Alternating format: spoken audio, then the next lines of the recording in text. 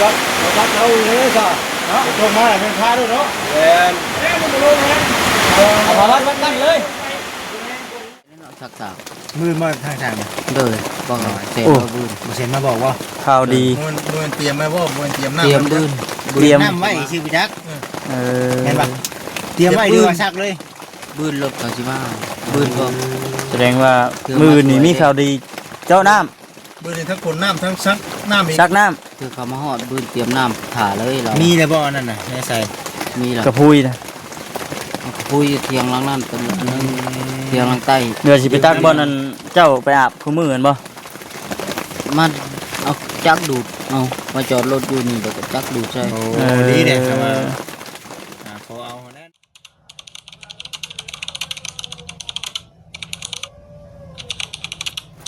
ฝนตกพี่น้องเอ้ยฝนตกแล้วอยู่ทางนี้เป็นจังไดเนาะทางบ้านเฮาตกบ่ได้ว่าจังไดอยู่ทางบ้านพุ่นคือว่าตกยากตกซาพี่น้องเอ้ยเนาะมืดครึ้มเบิดมืดแต่ว่าบ่ตกแต่ว่าอยู่ทางนี้ตกอยู่พุ่นนี่พอดีซุ่ม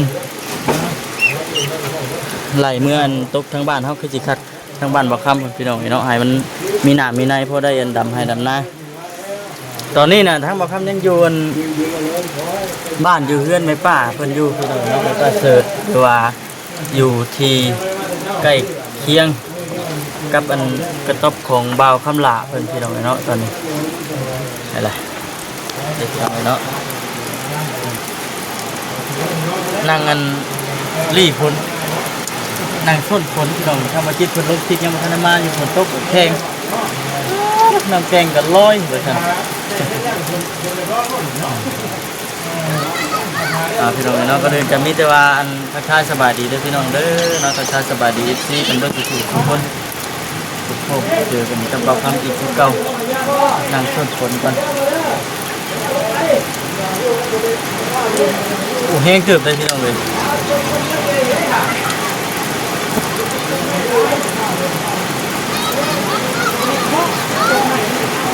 เดินกันมาเด้อเอาเข้าขึ้นมาโอ้เดี๋ยวว่าไหมโอ้เรื่องต้นมันใหญ่เราคิดอยู่ได้แหละเนาะสบายดีเด้อแก้ว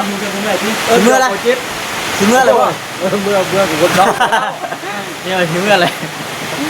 จอกโปรเจกต์ต้นไม้ใหญ่เด้อมาเด้อมาเลยอยู่ก็ได้คนยากต้นไม้ใหญ่อีกวันแห้งๆเนาะไอ้ที่ตัวเดียวก็เลยไปกินว่าหมูเนาะ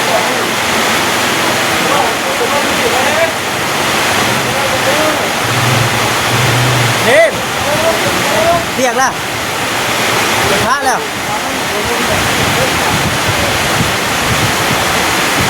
ดูเลยเนาะดูเลยว่ายับเด้อถึงตารางเด้อยับเด้อเด้อตารางเด้อเดี๋ยวตกก็เริ่มเปียกแล้วมันว่ายังใส่ผ้ายังไม่ทันเลยฉันอยากลองเลยเนาะอยากลองเลยเจ้าโอ้ย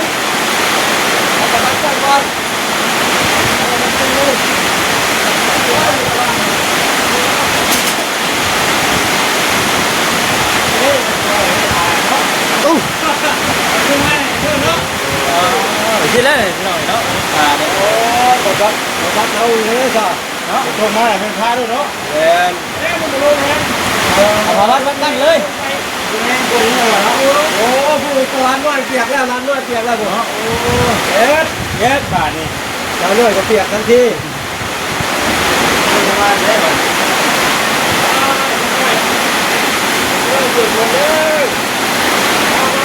ถึงทางบ้านเขาหล่าก็บอกสลีเพิ่น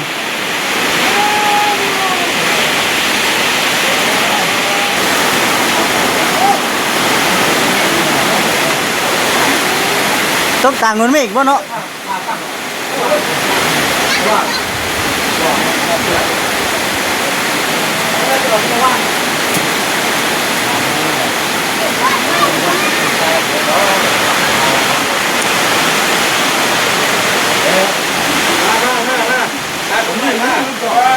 โอ้พากันนอนแข่งคนแหละวันนี้เนาะ เออ จากนี่มันเขายังไม่ก็มัน เอาดูโมเกี่ยวนี่โมพระเนาะเนาะ แค่แล้วก็โอ้ยทำ โอ้คือใช้หลังหน้าอยู่หรอก แม่ดู แห้งกว่าว่านนี่ป่ะแห้งกว่าเมื่อก่อน แม่ดู ว่านี่แหละคือใช้หลังหน้า เด็กจากเลือดอะเรียกแม่แบบแม่ช้าอะ ใครยังทันเลยอยากลองเลยเนาะ แม่ ใช่เลยเป็นเพื่อนที่ใครยังทันเลยอยากลองก่อน ผมเนี่ยบ้านผมอยู่ตรงนี้ นะ เนี่ยบ้านผมก็โอ้บ้าน รถข่าวที่เขาตัวไปแล้วเนาะตัวไปเลย แม่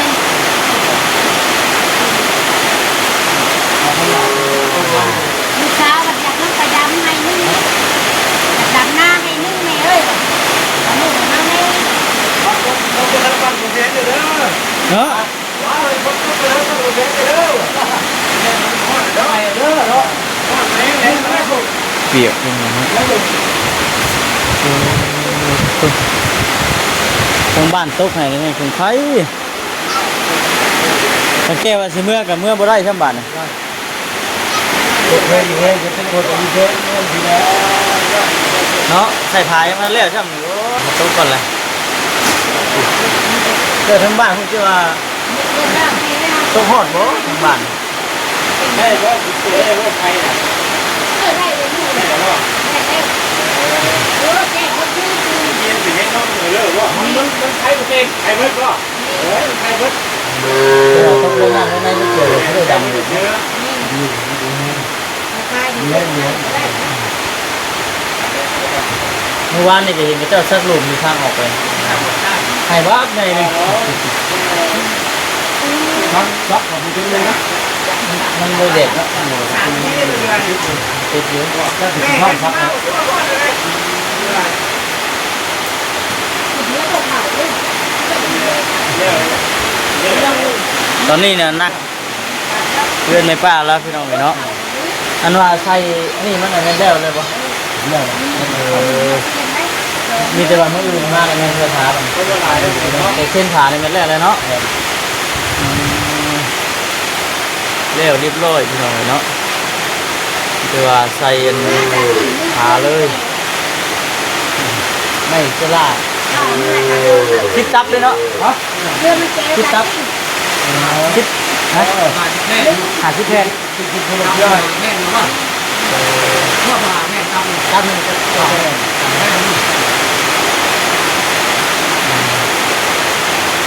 ตับหนึ่งหาแทนที่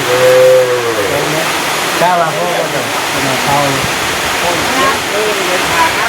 พอเนาะ เรื่องอะไรเจ้ามากยืนแบบ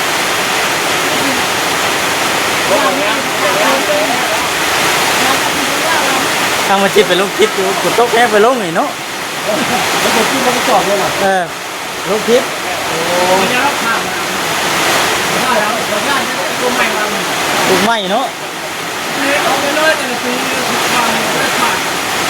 เลยอยู่เทียงเราบ้านหมดเอาบ้านถึงเลยขาดสอง บ่ เอาหาเอาไปแล้วขาดสองต้น ปลาสองต้นพู เอาที่นี่เลยไม่วัน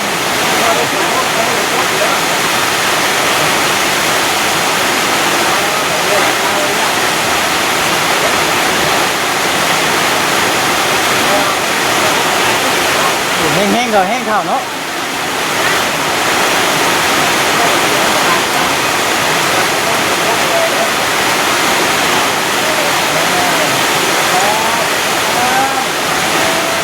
คนนั้นก็นั่งทอดอยู่บ้านฮะมันเลยเลยวะมันเลย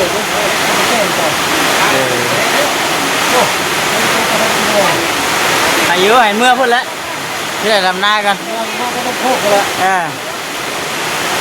ดำนาก็แล้วดำนาก็แล้วเนาะดำนาก็แล้วดำนาแล้วก็แล้วจะคิดมามาหลายยังบ้านอีกยังสี่ให้ใหญ่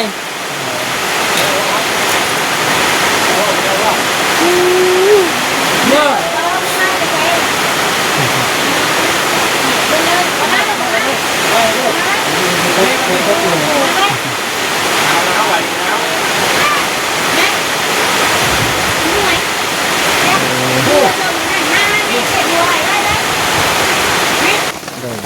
สบายดี สบายดี ปุ๊บฝนไปก็ได้ฝนตกแห้งดีมื้อนี้การเขียดรถบ่แรงนะบ่ครับล่ะ จักเขียไปไป เพิ่นให้ได้อยากกินนมเพิ่นน่ะส่งเท้าโง่ฉันนั่นน่ะชอบอยู่ใดนั่น เนาะ แล้วก็ชอบอยู่ เอาเม็กหน่อย แม็กกี้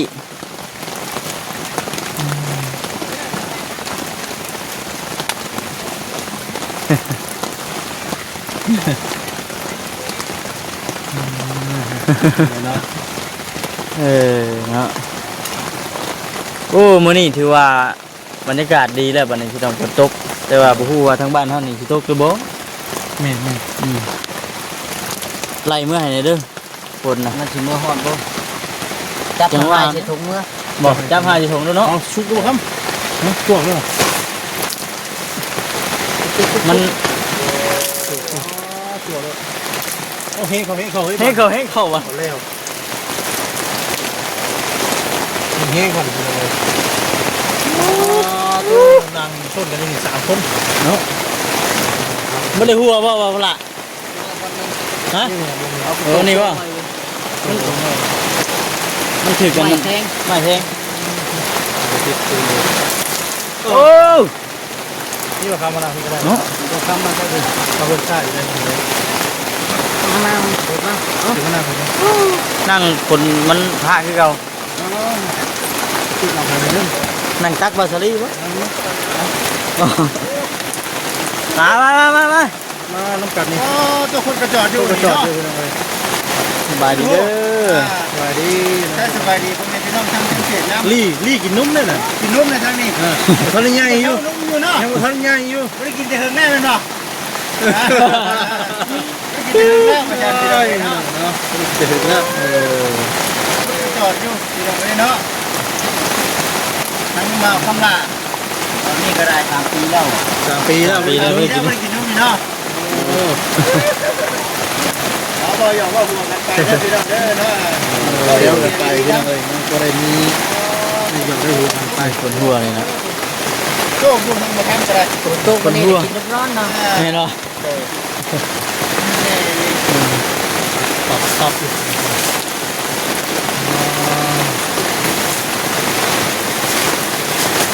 ท่อนเครื่องเข้าไป ผมรู้ มันรู้ป่ะได้ยับเขาในผม เนาะ เออ บ้าง พายุ ดี ข้างหลังอันนี้ขอแล้วเนาะ อันนี้เนี่ยใครแต่ว่ามันบ่ล้มเนาะบัสลีเนาะ เป็น เป็นว่ามันล้มหนีโอ้ยเอาคนละ ทำเข้าไป นับนี่ก่อนแต่ว่ามันล้มหนียันอยู่ยากอยู่เนาะบางหลาเนาะใครแต่ว่ามันอันตกแบบธรรมดาที่น้องเนาะบัดเจ็ดจะมาป่ะ อินถ่ายภาพบรรยากาศตอนนี้เนาะ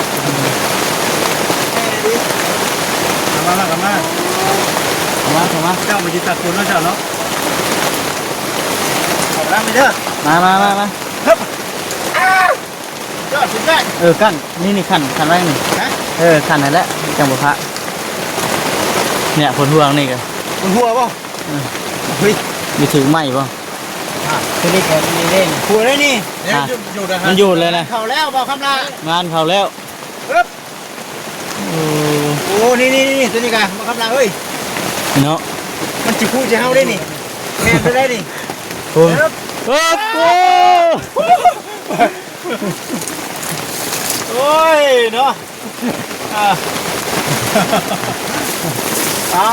ตัวเอาพาออกมาได้เลยเอาได้พี่น้องไอ้คันโบเห็นชีแบบมันชีถ่วมบ่ได้นี่ เนาะ นี่เอาไว้เนาะ ตกบ่แล้วนี่โอ้เอาบอกคำลาเฮ้ยเดี๋ยวเขาไปที่ไม้เดี๋ยวเขาไปหาพิษเอาใบเป้ามาเห็ดหลังคาเนาะ เนาะนิบใส่พานยังเพิ่นน่ะพากระตาดป่ะ ตามไม้กระตาย ชาเนาะป่ะเนี่ย เข้าไปทีเดียวทีเดียวเนาะ เฮ็ดให้มันอันกว้างกว่านี้ป่ะไปอยู่ที่ตัวเองเนาะ เอาเผาบ่เลย2 เตียง เออ ต้องเอาเข่าวัดเนาะ ก็เข้าเบิด เพื่อมาจิตพร้อมเด้ แล้วก็ มันนอนกลางมันก็แต่เนาะ แม่ลองกันจักแตนนำ มีเสียงดังมั้ย ไปทั้งน่ะพุ่นตกไปนี่โอ้ตะแกนหลาย มีบ่ นี่เนาะ เลยหลายได้ตะแกน เจ้าบ่พาลงบ่ โอ้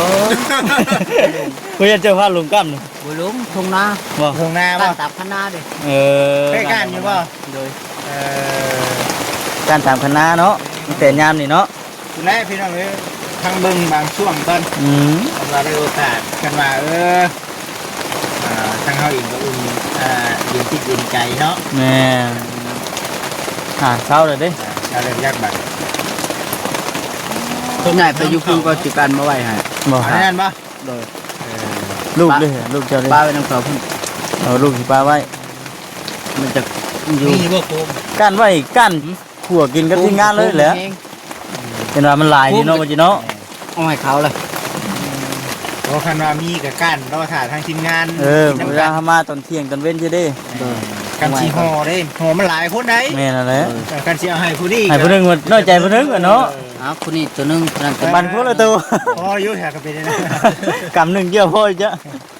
คนกำเนาะ มีแต่ว่าคันว่ามีกับขัวไว้เนาะ แม่ ไว้ถ่ายทีมงานทางคนเลยเนาะ แล้วก็ห้อยมาพริกดิบ บืนด้วยต้มไก่นั่นเนาะสัก มือมาทางทาง ๆโดยบ่เสร็จ โอ้ บ่บืน บ่เซ็นมาบอกว่า ข้าวดี มันเตรียมไว้บ่มันเตรียมน้ำ เตรียมบืน เตรียม น้ำไว้ชื่อพี่จัก